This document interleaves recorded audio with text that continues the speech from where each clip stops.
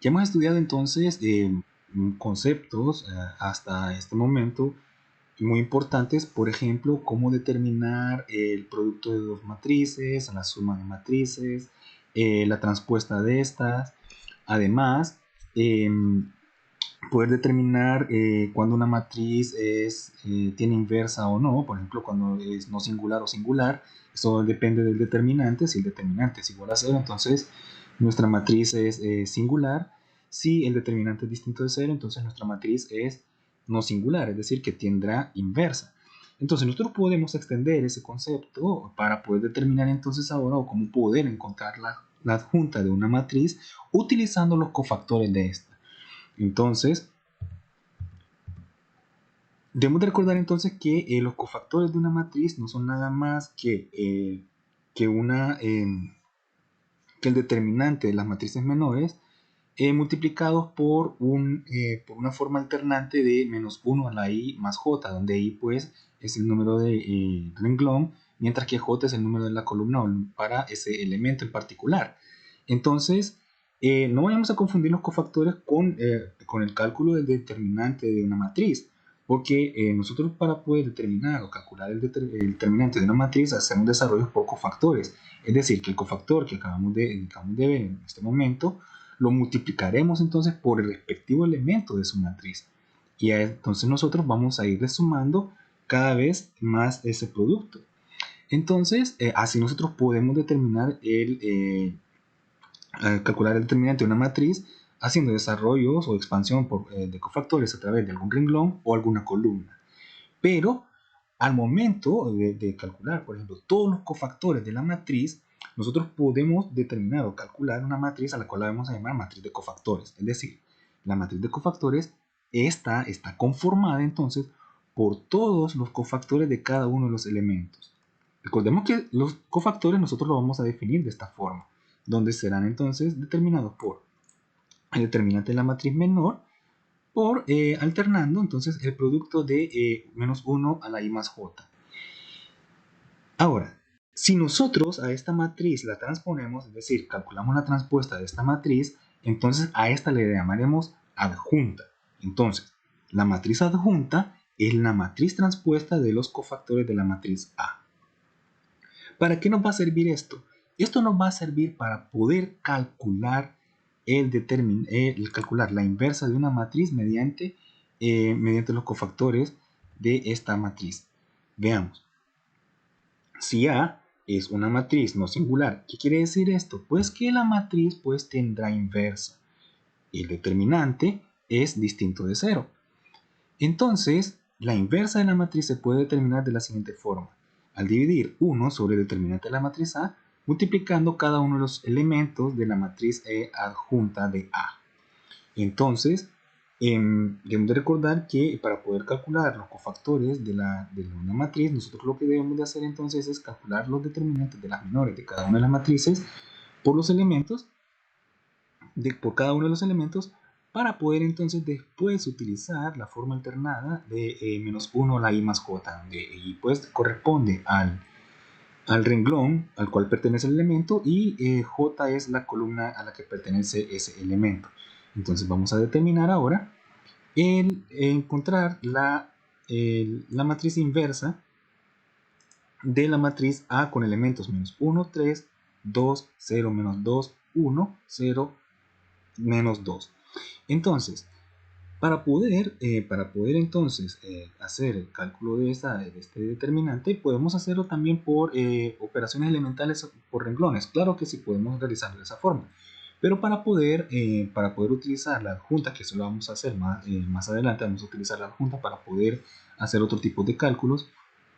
Entonces, nos viene muy bien, nos viene bárbaro en este caso, pues utilizar el método de cofactores para poder entonces encontrar la inversa de A. Para ello, primero debemos determinar entonces si esta matriz es no singular, es decir, que su determinante sea distinto de 0, porque si el determinante es igual a 0, entonces no podríamos entonces calcular la inversa, porque recordemos, observemos que parte fundamental del cálculo de la inversa es dividir el determinante sobre 1, es decir, Si este determinante es igual a 1, pues tendremos una perdón, este determinante es igual a 0, tendremos una división entre 0. Entonces, por tanto, nuestra división no estaría definida. Y la matriz, pues entonces no tendría inversa. Aunque nosotros podemos determinar o encontrar los cofactores de la matriz. Claro que sí. Es decir, nosotros podemos encontrar los cofactores de los elementos de la matriz, hacer la transpuesta de esta, pero no necesariamente por haber encontrado la adjunta, es decir, por haber encontrado esta matriz adjunta, es que nuestra matriz tendrá inversa. No. Para que la matriz tenga inversa es necesario que el determinante de la matriz pues sea distinto de 0. Si es igual a 0, por lo tanto, entonces esta no tendrá inversa. Y recordemos entonces que si nosotros realizamos operaciones elementales por renglones, también es recomendable determinar, pues, hacer el cálculo del determinante de la matriz en cuestión para poder entonces saber si tendrá inversa o no. Si nosotros comenzamos a realizar operaciones elementales por renglones para poder determinar entonces si esta matriz, la inversa de una matriz como esta, debemos de recordar entonces que debemos de hacer una expansión por la matriz identidad, es decir, vamos a llevar a la matriz A a la matriz identidad y la matriz resultante entonces sería nuestra inversa. Pero si el determinante de la matriz es igual a 0, nos daremos cuenta entonces que vamos a tener un renglón de ceros o una columna de ceros, o vamos a tener un renglón que es exactamente igual a otro, o un renglón pues que sea múltiplo escalar de otro. Si encontramos ese tipo de circunstancias en nuestras matrices, entonces por lo tanto la matriz no tendrá inversa, y al realizar las operaciones elementales por renglones nos daremos cuenta de ese suceso. Volviendo entonces al cálculo de la adjunta para poder entonces determinar, calcular el determinante, calcular la inversa en la matriz, entonces es necesario saber si nuestra matriz pues tiene inversa, y para ello pues nuestro determinante tiene que ser distinto de 0. Para ello pues utilizamos el método de Sarrus. Como es una matriz de 3×3, entonces podemos realizarlo. Si la matriz, en este caso, pues fuera una matriz cuadrada de orden 4, de orden 5, tendríamos que utilizar expansión por cofactores. Y ahí sí tendríamos que realizar entonces ese tipo de operación. Pero como en este ejemplo nosotros lo que tenemos es una matriz de 3 renglones por 3 columnas, pues el método de Sarrus nos viene bárbaro para poder entonces hacer el cálculo del determinante. Observemos entonces que lo que tenemos que hacer es el producto de las diagonales principales que se van formando, y le tenemos que restar entonces el producto de las diagonales secundarias que se van formando. Entonces, por lo tanto, el determinante de esta matriz es 3. Vemos que es una matriz no singular, entonces por lo tanto podemos proceder a calcular la matriz de cofactores. Para poder calcular la matriz de cofactores debemos de recordar que para ello nosotros debemos de calcular los determinantes de cada una de las matrices menores que se forman.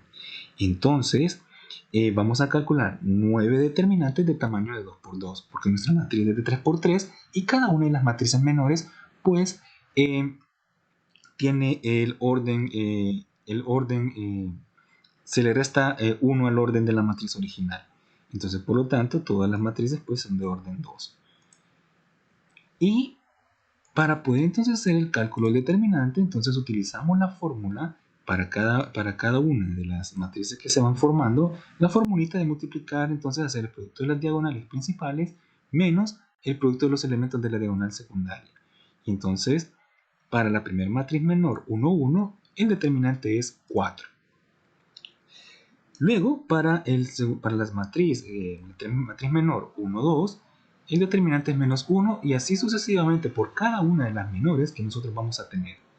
Entonces, vamos a encontrar cada uno de los determinantes de las matrices menores y poder entonces ya formar los cofactores de nuestra matriz. Para ello entonces utilizamos nuestra forma alternada para cada uno de los elementos de nuestra matrices menores de cofactores. Entonces, para nuestro primer elemento, es decir, nuestra determinante pues conserva el signo, pero observemos que al momento entonces de pasar al elemento 1, 2 de la matriz de cofactores, el determinante o el elemento en este caso cambia de signo. Podremos utilizar una matriz de signos para poder entonces hacer el cálculo de cada uno de los cofactores de nuestra matriz de cofactores. Sí, pero no es muy recomendable porque si esta matriz, por ejemplo, en este caso, que tiene un tamaño de 3×3, es más fácil poder calcularla con su matriz de signo. Pero a medida va aumentando en tamaño y se va haciendo par o impar, las posiciones de los elementos más y menos, entonces van cambiando pues de posición. Lo más recomendable es utilizar pues en este caso la formulita de los elementos de cofactores para poder determinar esos cofactores. Pero si es más fácil para usted pues utilizar la matriz de signos, puede realizar, no hay ningún problema, pero es más recomendable utilizar este tipo de expresiones. ¿Por qué? Bueno, porque también nosotros nos vamos a encontrar en clases más adelante, por ejemplo, clases de física, en las cuales sí es necesario utilizar o calcular, hacer el cálculo con nuestras fórmulas. Y entonces, teniendo un algoritmo, es decir, una forma de poder resolver los problemas y ver cómo se hacen las sustituciones, en nuestras clases avanzadas de física y de cálculo, será entonces un poco más sencillo poder hacer sustituciones y poder utilizar fórmulas, las cuales pues tienen este tipo de forma. Volviendo entonces a nuestro ejemplo, vemos que cada uno de los cofactores ya está calculado para nuestra matriz, es decir, cada uno de los elementos va en su respectiva posición. Formamos entonces con estos elementos la matriz de cofactores. Al formar entonces los elementos, vamos a tener entonces que nuestra matriz de cofactores tiene la forma entonces con elementos 4, 1, 2, 6, 0, 3, 7, 1 y 2. Recordemos que esta solamente es nuestra matriz de cofactores. Para poder determinar la adjunta habrá que entonces calcular la transpuesta de la matriz de cofactores. Es decir, que la transpuesta de nuestra matriz de cofactores, pues los elementos de nuestros renglones pasan a ser elementos de nuestras columnas y viceversa, si lo que queremos hacer entonces es transponer columnas por renglones o renglones por columnas. Nosotros podemos elegir cualquiera de las dos formas. Lo más recomendable es comenzar pues con el primer renglón y pues sustituir los elementos de la primera columna. Con nuestro segundo renglón sustituimos los elementos de la segunda columna y así con el tercer renglón sustituimos los elementos de la tercera columna. Una vez que ya hemos calculado entonces la adjunta, es decir, la matriz transpuesta de cofactores, procedemos a multiplicar todos y cada uno de los elementos de nuestra matriz por 1 sobre el determinante de A, es decir, todos los elementos, en este caso, multiplicados por 1/3, es decir, 4 por 1/3, 6 por 1/3, 7 por 1/3, 1 por 1/3, 0 por 1/3, 1 por 1/3, 2 por 1/3, 3 por 1/3 y 2 por 1/3. Por tanto, entonces, nuestra matriz inversa será 4/3, 2, 7/3, 1/3, 0, 1/3, 2/3, 1 y 2/3. En muchas ocasiones, hacer el cálculo de la matriz inversa por la matriz de cofactores es algo engorroso si esta matriz pues, es una matriz más grande. Por ejemplo, si fuera una matriz de orden 5, si fuese una matriz, por ejemplo, de orden 8, entonces hacer el cálculo por el cálculo de la inversa por cofactores no es muy recomendable. ¿Se puede realizar? Sí, se puede realizar, claro, porque si nosotros calculamos, hacemos el determinante de una matriz y vemos que ese determinante pues es distinto de 0, no importando el orden que ésta tenga, entonces sí se puede calcular su inversa. Pero el cálculo por cofactores no es muy recomendable si esta matriz pues es de un orden mayor a 3, por ejemplo.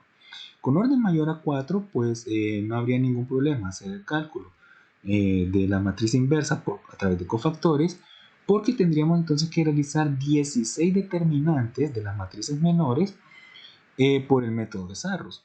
¿Sería una buena práctica? Claro que sí, pero no es muy eficiente poder hacer eso a mano. Ya existen sistemas computacionales que lo hacen, pero repito, es muy bueno en las ocasiones puedes realizar algunas operaciones algorítmicas, es decir, realizar la misma operación varias veces para poder entonces ir entrenando nuestro cerebro. Entonces, volviendo a nuestro ejercicio, tenemos entonces que la matriz inversa de A tiene los elementos 4 tercios, 2, 7 tercios, 1 tercio, 0, 1 tercio, 2 tercios, 1 y 2 tercios. Podemos realizar entonces el cálculo de la inversa mediante operaciones elementales por renglones. Sí, es lo más recomendable si tenemos una matriz de orden mayor a 3. En muchas ocasiones nosotros pasamos desapercibidos ciertas aplicaciones de algunas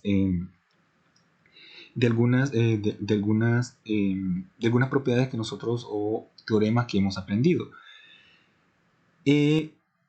La adjunta, calcular la matriz inversa por la adjunta de una matriz es una de las aplicaciones, una de las tantas aplicaciones del determinante de una matriz. ¿Por qué? Bueno, porque debemos de recordar que para poder determinar los cofactores de una matriz debemos de calcular entonces los determinantes en primer lugar de cada una de las matrices menores que se forman. Entonces ya estaríamos practicando entonces en esa ocasión, en ese caso, los determinantes de matrices. Y luego utilizamos el determinante de la matriz por expansión por cofactores para poder entonces determinar entonces la inversa de nuestra matriz A. Entonces esa sería una de las aplicaciones. Otra de las aplicaciones pues del determinante de matrices es para poder determinar áreas de triángulos que se forman a partir de coordenadas, ya sean en nuestro plano bidimensional, es decir, en el plano cartesiano, o por ejemplo calcular el volumen de tetraedros en un espacio tridimensional a partir de ciertos puntos. Veamos entonces una de las tantas aplicaciones de los determinantes de matrices. En primer lugar, entonces nosotros vamos a tener que el área de un triángulo cuyos vértices están formados por los puntos x1, y1, x2, y2, x3 y x3 está dada de la siguiente forma. El área igual a más o menos un medio de, en nuestro primer renglón entonces tendremos la coordenada del punto x1, y1. Y en nuestro como tercer elemento del renglón, 1. Observemos que cada una de las columnas están conformadas por los puntos X y Y de cada una de los pares ordenados que se están formando. Pero no necesariamente siempre tiene que ir en este orden. Es decir, que en el primer renglón nosotros tengamos los puntos X1 y Y1. Pueden ir indistintamente los puntos X2, Y2 o X3, Y3. En muchas ocasiones, acá hay un error, aquí es X2, sería X3. Entonces, en cada uno de los renglones nosotros podemos colocar, no importa el orden que se nos presenten los pares ordenados, los puntos de esos pares ordenados para conformar la matriz.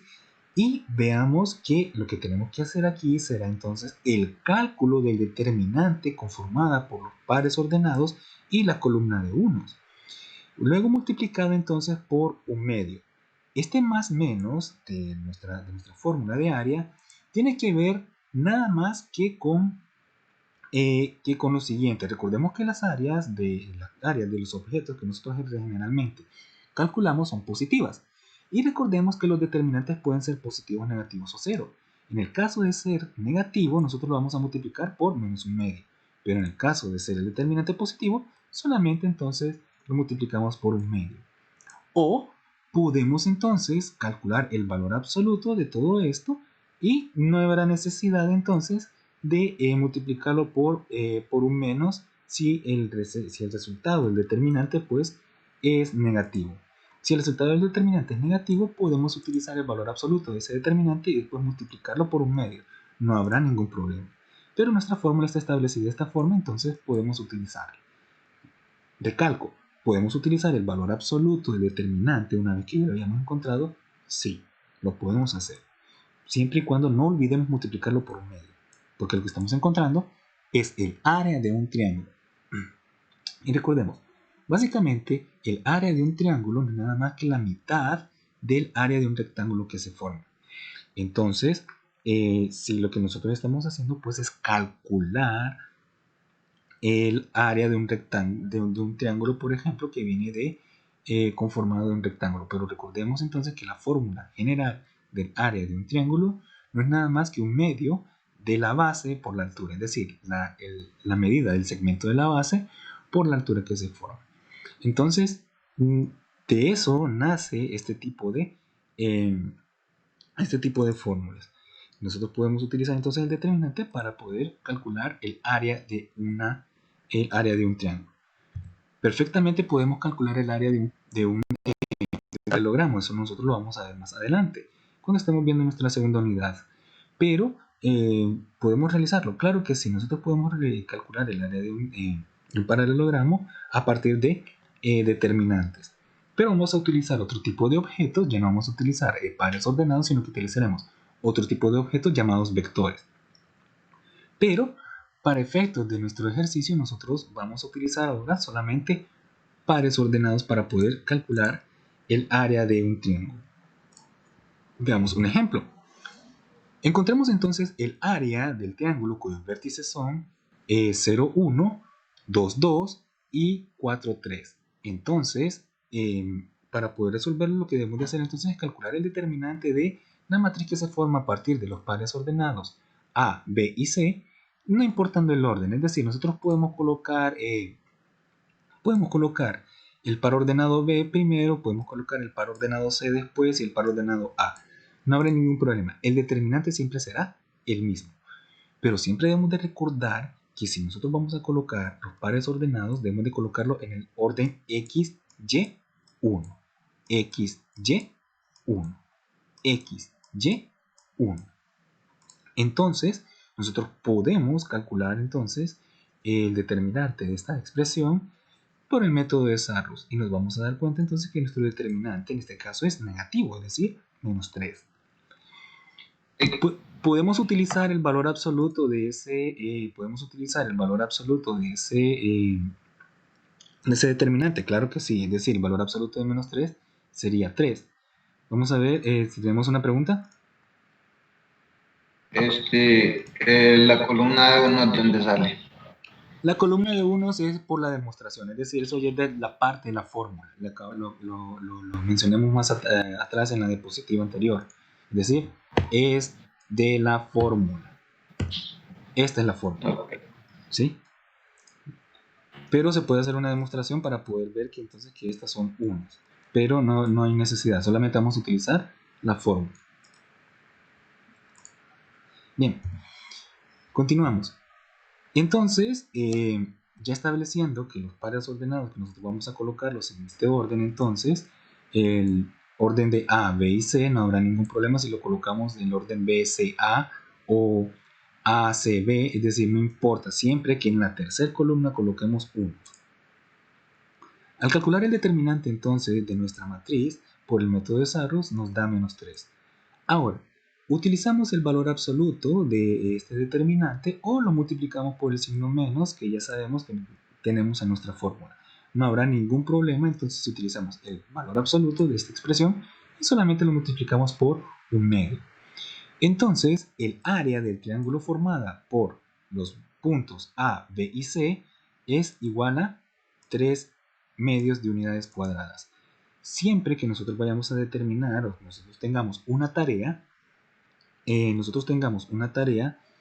y nos pidan determinar áreas, vamos a colocar unidades cuadradas si no las tenemos. Si tenemos las unidades, por ejemplo, si son metros, pues entonces colocamos metros cuadrados. Si fueran pulgadas, entonces colocamos pulgadas cuadradas.